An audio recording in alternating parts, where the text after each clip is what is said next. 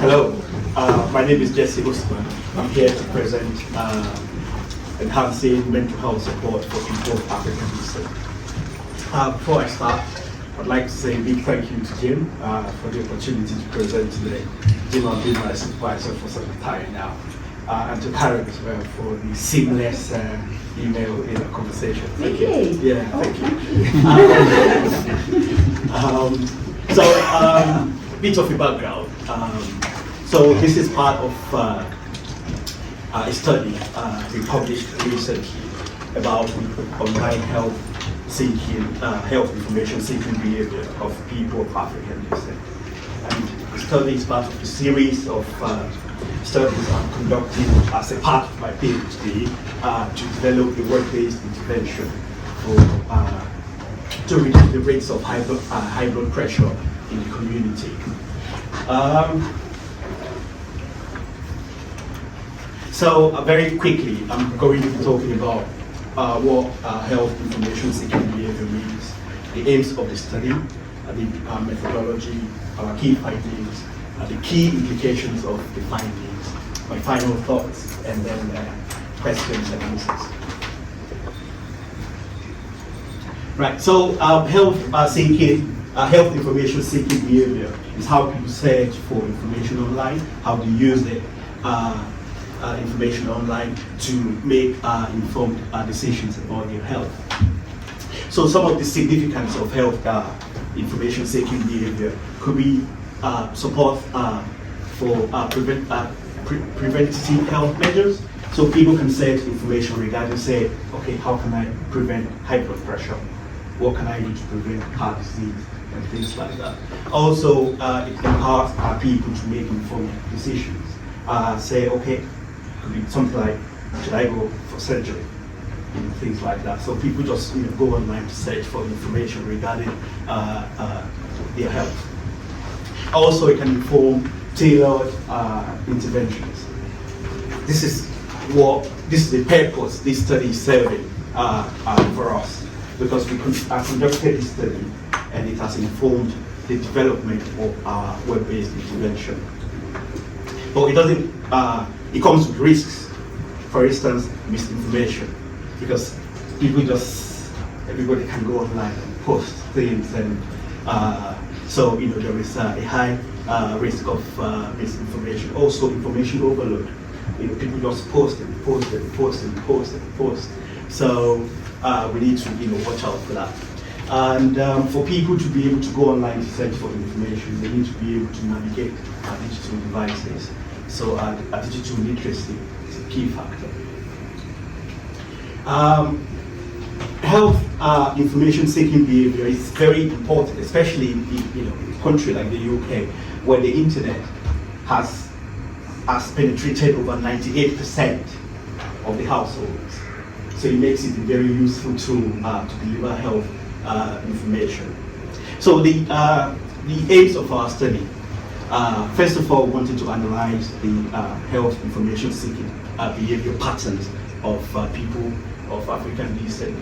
Also, we wanted to identify the barriers, the facilitators to how people seek health information online.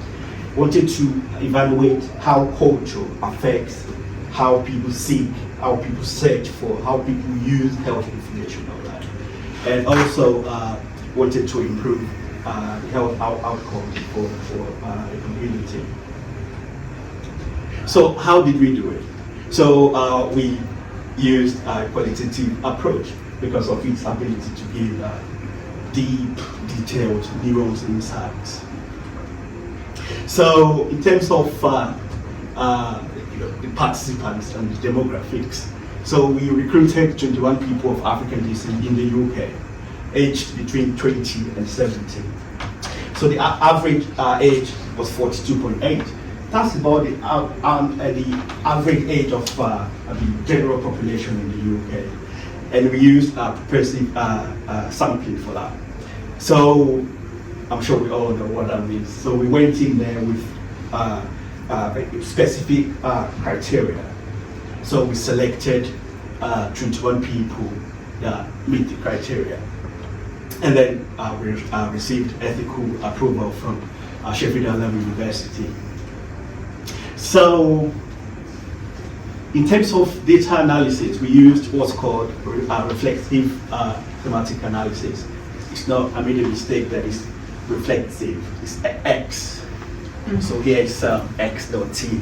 So by Brown and Clark. Well, people pronounce it Brown and Clark, but I've listened to some of their podcasts that they do not like it when people say Brown. They like it Brown and Clark. So they have this very interesting, increasingly popular method for thematic analysis. They published a paper on this in 2006, and it's one of the most popular papers in thematic analysis now. So recently they called their method reflexive thematic analysis. So six steps. So the first one is data familiarization, where what I did was I read and reread the data, the interview transcripts, just to make sure I'm engaged with the whole transcripts, trying to understand what people are saying. So in terms of what we did here was not just, we're not looking for semantics. So I had to embed myself in the data. So we did latent analysis as well, where we're not just looking for words, we're looking for meaning of words. So that was the first step. And then the second step we faced was systematic data coding. So I'm sure we all know what coding means.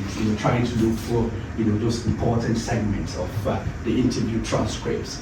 So I did that, and then the next step was trying to generate themes from the codes. So combining the codes to find patterns and themes, and then I did 4 and 5 together.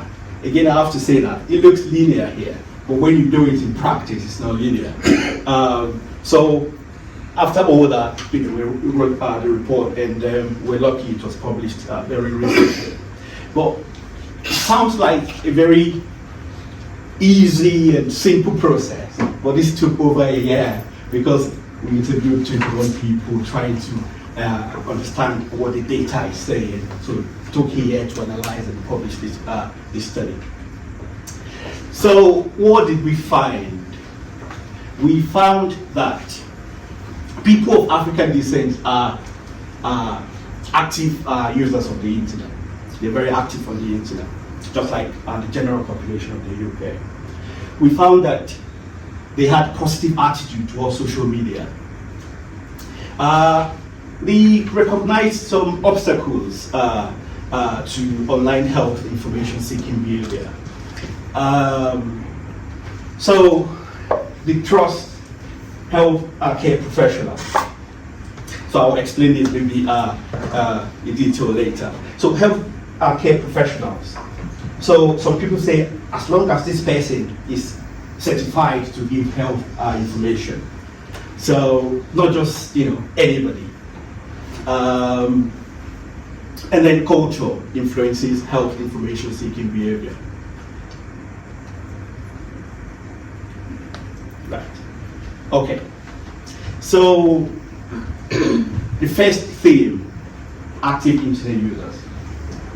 So I've got a quote here. It says, "It is a great tool that makes data available to everyone. You can call it an equality tool." So they recognize the use of the internet, and they are active users of the internet to search for health information. So what could be the implication of this? Now, people of African descent, yes, they are active on the internet, but the question is, are they able to see the right information from the wrong information? So I guess as healthcare professionals, that's our job, to teach people, okay, you've got all this on social media, you've got all this on the internet, okay, this is our trusted sources. This is what you can do to access the right information online. Second theme, positive attitude towards social media. Yes, a lot of the people we interviewed use social media, especially Facebook. In fact, the UK the usage of Facebook in the UK is about 55%. So that was evident in our interview process as well. Now, one of the participants said, anything posted there can reach people more quickly, and this would contribute to better information dissemination. Again, everybody is free to post things on social media. So how can we help people sieve the right information from the wrong information? I guess that's our job as healthcare professionals. Also, there is a need for us to go out there and create content, professional content, reliable content, to counter the misinformation out there. So that's our job, to be able to help people, not just people of African descent, children, older adults, to be able to access the right information. Third theme. So they recognized some obstacles to the online health information seeking behavior. Some of the obstacles they recognized include misinformation, language barriers, lack of cultural relevant content. So somebody said, misinformation. I stopped using them if they stop giving me accurate information. Again, as healthcare professionals, we have to go out there, help people to overcome all these barriers. Trust in healthcare professionals. So that's a long one. Someone said, I would say a professional in that field. So depending on the information required, I'd prefer a professional in that field to deliver such information to me. Ethnicity does not matter as long as the person is a professional. So again, as nurses, doctors, healthcare professionals, there is a need for us to go out there and create these contents because people are waiting for these contents from us. It's our responsibility to do this. I guess, duty of care. So the third theme, culture influences health information seeking behavior. So another long one. Somebody said, there are some people who still practice or who still believe in a lot of African ways of treating diseases. Some people, they use some different means to make sense of their situation, like using different things like trees and woods. Again, as an African, I understand this better because I've seen it. I know, specifically what this statement means. So some people, even though they're in the UK, even though they're in the US, they are in developed countries, they still believe in the African traditional ways of managing diseases, managing the treatment and things like that. And as healthcare professionals, I don't know if any of you has come across such beliefs before, where some people are just, they're just adamant, to accept, the modern ways of doing things. They believe in things like prayers. I'm going to pray to God and I'll be all right. I'm going to, call somebody in Africa and I'll be fine. I don't need that. So that's what this thing is all about. So what can we do as healthcare professionals? What could be the implications of this? So we have to produce culturally tailored content. Say, okay, you're giving me a leaflet, for instance, and I see an African person in an African attire on the leaflet. I'm going to be more receptive to the leaflet than, somebody of a different ethnicity. The message as well. Also, this can influence our recruitment process as well, where people of African descent will be more receptive to an African healthcare professional than a healthcare professional from a different ethnic group.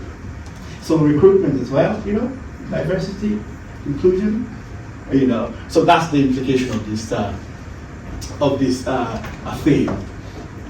So what do I think? My final thoughts about the study. So the high online engagement among the people of African descent indicates that the internet can be a prime channel, a viable environment for us to deliver mental health interventions. The trust in professional sources also highlights the need for content from professionals, content from authorities, content from people that know what they're doing, and not just someone that's done a 3-day course on counseling, and now this person is counseling people on social media. I know some people on Facebook trying to prescribe medications on Facebook. So we need to fight that. We need to go out there, create content to counter all this misinformation. What can we do? We can promote and develop culturally appropriate, culturally tailored mental health content to to help the people of African descent. We can improve digital literacy in our places of work, on the streets, on social media. So as healthcare professionals, especially those involved with health education, we can incorporate digital literacy into what we do, so people can be able to understand the right sources from, differentiate the right sources from the not so good sources. Also, as healthcare professionals, we can have like a curated list of trusted resources, trusted sources of health information to help not just people of African descent, but the general population. Yeah, that's all I have for you. Thank you for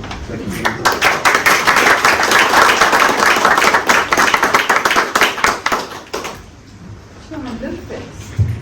Every cell in your body is bouncing with joy. Yeah. That's quite a goal, isn't it? Yeah. Fantastic. Do you know what? It's made me think that when I was doing my first degree, I did a module called transcultural nursing. It's called, or something like that. It was a little while ago. And we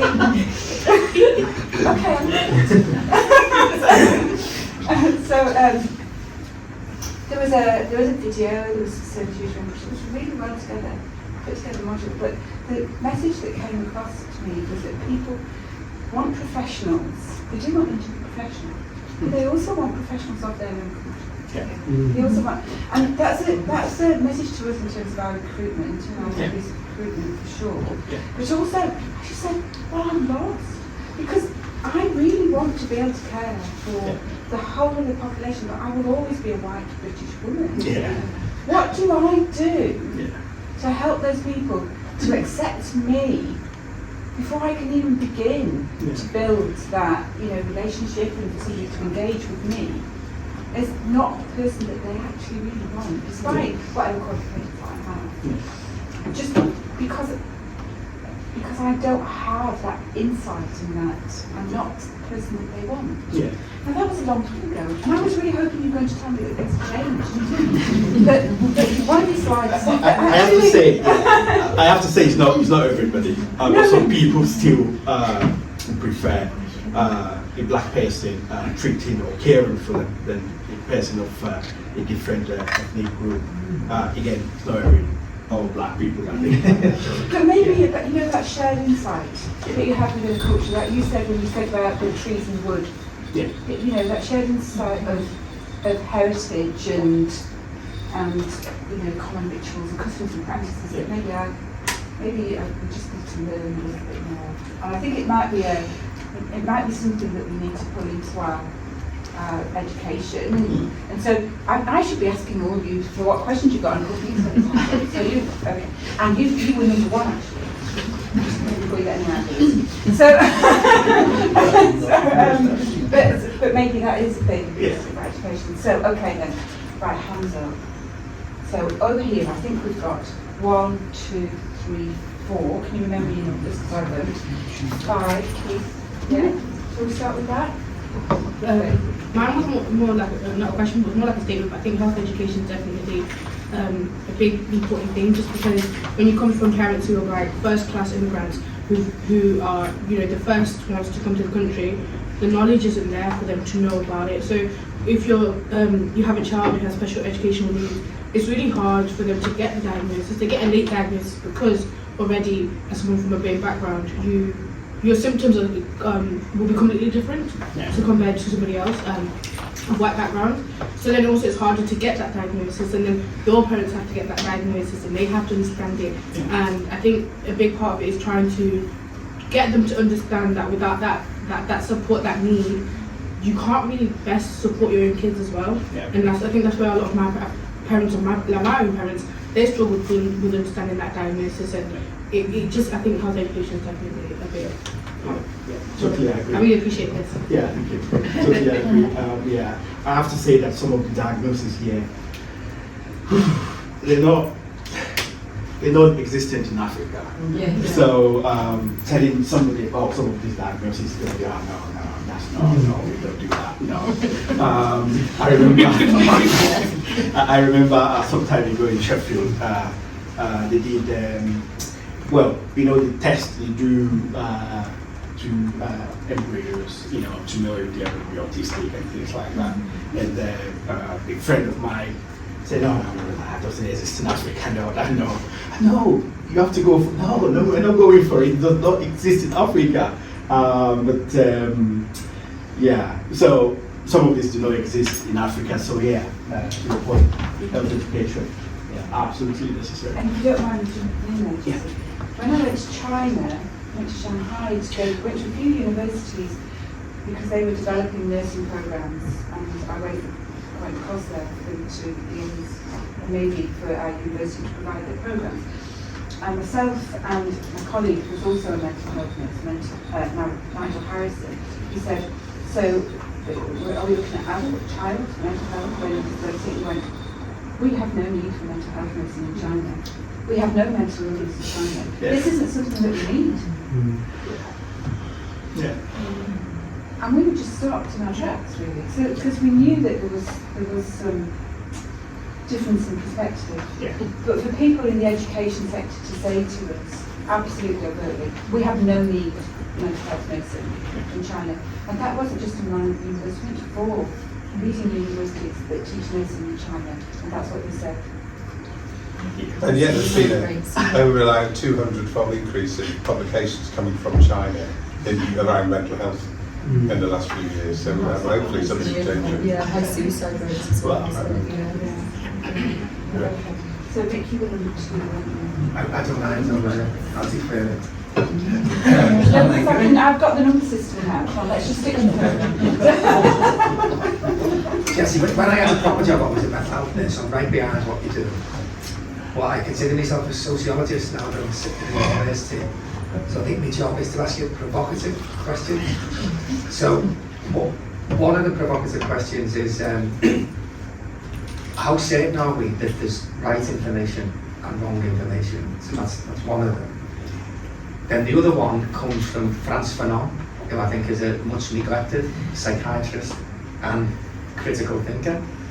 And I think he might say, hold on, Jesse, you're not being trapped by this colonial and imperialist enterprise, which is psychiatry, and shouldn't we be asking different questions about the position of black people in a psychiatric system that's grown up in a Western sort of orthodoxy and is neglectful of where the need actually, and actually might even be creating upset rather than sorting out for people. So, and the transcultural psychiatry movement's right behind those people, but they've been around for ages. Has anything changed in terms of over-representation, over-medication, more carceral routes into care? And then my last question is, can we be sure that people have a preference for own ethnicity in terms of who provides support? Because I think generally speaking, yes, but I've also come across people who don't want to be out in their own community in terms of madness. So they'd rather have somebody who felt is ethnically distant to talk to. So just a few provocative questions, but I am, none of that is to undermine what you're trying to do. So the first question is, right or wrong information? Do we know what's the correct thing to say to people? So it could be maybe having professionals, go through what we have online, see if we can have like a list of. So I get that, but do the professionals know what's right and wrong in terms of mental health? Well, that would be the hope for professionals to know what's wrong and what's right. That would be the hope. Sorry. Yeah, I wasn't going to say it, but it sort of brought up, back in 1992 when I became quite ill and I was at university. One of the things that I did is I used to go to the library and do quite a lot of reading up, because there wasn't the internet then. Now, in my opinion, there was quite a lot of rubbish in some of them books that I read that was written by professionals. So yeah, we've got to be a little bit careful. Are some of these people that are calling themselves professionals and possibly even indeed have qualifications, if they haven't kept themselves up to date, some of that information might not be quite absolutely correct. There can be good information, then there can be better information. But to what you've just said, that's a very very good point. Especially in mental health, where it can, so many things. You can't just go to the lab and test and this person has got schizophrenia, and we're not there yet. So that's why it's a bit hazy, as to to tell people, okay, this is right, take this medication, it's going to help you, it's going to help with with depression, and we're not there yet. But to a large extent, professionals can kind of try to advise people based on what they've been taught. And I do agree with you. There is this viewpoint that if you leave aside the fact that people might be in intense distress in the short term, underdeveloped nations, and I don't like that term, but have better long-term outcomes than the West around things like psychosis. So what's going on there? Some people say it's because we use long-term medication that we generate this thing that we now call chronic mental illness, and that is what doesn't exist necessarily elsewhere. So okay. Just to add to that, in some cultures, if somebody experiences psychosis as a young person, it's not seen as a bad thing. It's seen as a welcoming thing. They think you've got some insight into religion, and it's kind of take it to one side and we're going to look after you, and you're a really important person. So in that sense, they might, because of that cultural difference, actually have a better chance of recovery. In addition to that, so in developed countries, so the medical model is a big thing, but that's not the case in Africa. In Africa, we go to church, we go pray, and we are happy. We go outside in the gardens and in the bushes, enjoying some. You go to church. Sorry, I mean, this is what I was going to ask about the cultural differences. You should go to church and be happy when it comes to the LGBT plus community. You're causing more problems. I mean, look what's happening in Uganda at the moment, and how do we come across that? I said, look, you're excellent. You'd be great to come and work in the NHS. But culturally, how are you thinking when you come across people from the LGBT community or whatever? So maybe is it about the construction of difference, actually? Is it the construction of difference? Sorry, I'm just thinking of trying to get all the questions in. So this is question number 3. Sorry. Yeah, just wanted to say to Jesse, well done for bringing about this research. There's a lot of research territories within the African population in Africa and in this country, and for you to be able to do some of this work is really important, because it kind of brings those things into discussion that hasn't been spoken about, and it kind of sheds some light in some of the some of the issues. And one of the things that I think you've highlighted here about like African people not being able to take advantage of the information on the internet, I can relate that very much so during COVID. COVID came and there was a lot of resistance from some of people who look like me, who come from Africa, just ignoring what information which was on the internet, kind of choosing to go to their own way of traditional methods of dealing with problems because being paranoid, not trusting the authorities and all sorts of things. And then some will resort to, you mentioned about traditional herbs and all of that.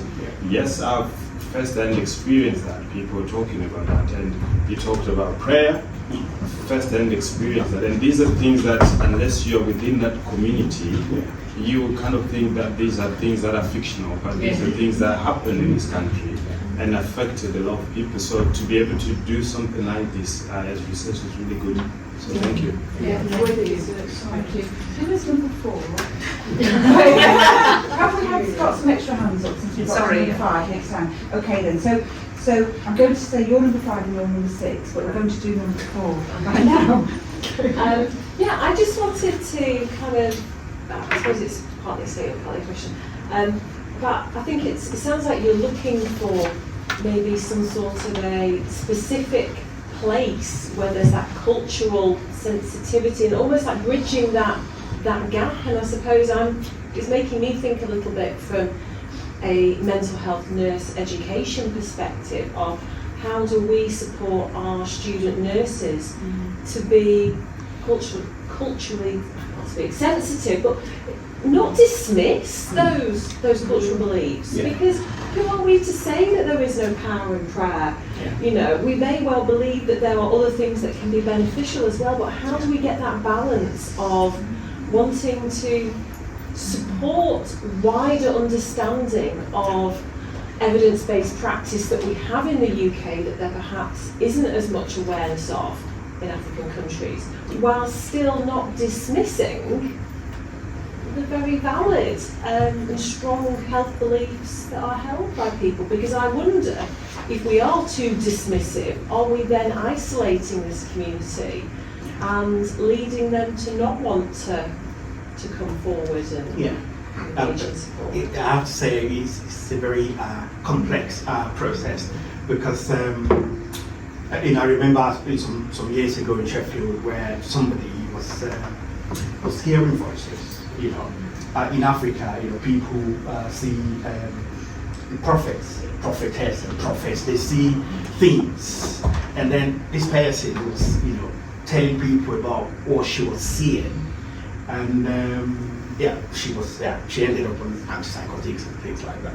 And I used to go to her, and she used to tell me, "Oh, Jesse, I'm not sick. I can see things. I'm not sick, so I'm not taking these medications." So it was a very, difficult process. So there is no simple answer to that.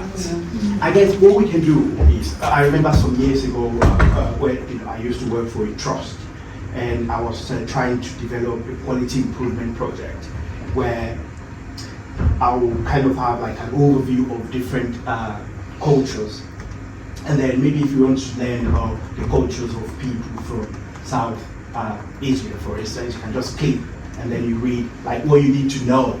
So maybe if you've got like somebody from Uganda on the ward, before you go in there, you've read something, and then you know what to say, what to do, how, the distance, and things like that. So I guess in our education we can incorporate that, where what I call cultural sensitivity, bring that into the curriculum, where people at least know a bit about other cultures. I know it's a lot to ask of people, but I think it's increasingly necessary now in the UK, because the UK is becoming more and more diverse. So we need to know a bit about other people's cultures. If you're interested to be curious with the person, because Africa's a big place, isn't it? Uganda's a big place. There won't be a single culture for everybody, but but I think the message from transcultural psychology is the person who's with you, ask them what their health beliefs are. Yeah, curiosity is the greatest tool of discovery. I think, and the research of that. Now, I've got a feeling we might have 2 number 5s. But anyway, Jane is obviously putting her hand up number 5 at the moment. Yeah, so that don't was. Thank you, Jessie. It's been really interesting. Obviously, there's lots of questions. A couple of things I wanted to say stuff. I know I'm mixed up some of the stuff I wanted to say. But I wanted to ask, was there any difference when you were doing your research with people who were born in the UK and newly arrived people? Did you like that in your demographics? Yeah. So we had some people. So when I say people of African descent, we had people people of African descent, and then people of Caribbean descent. Yeah.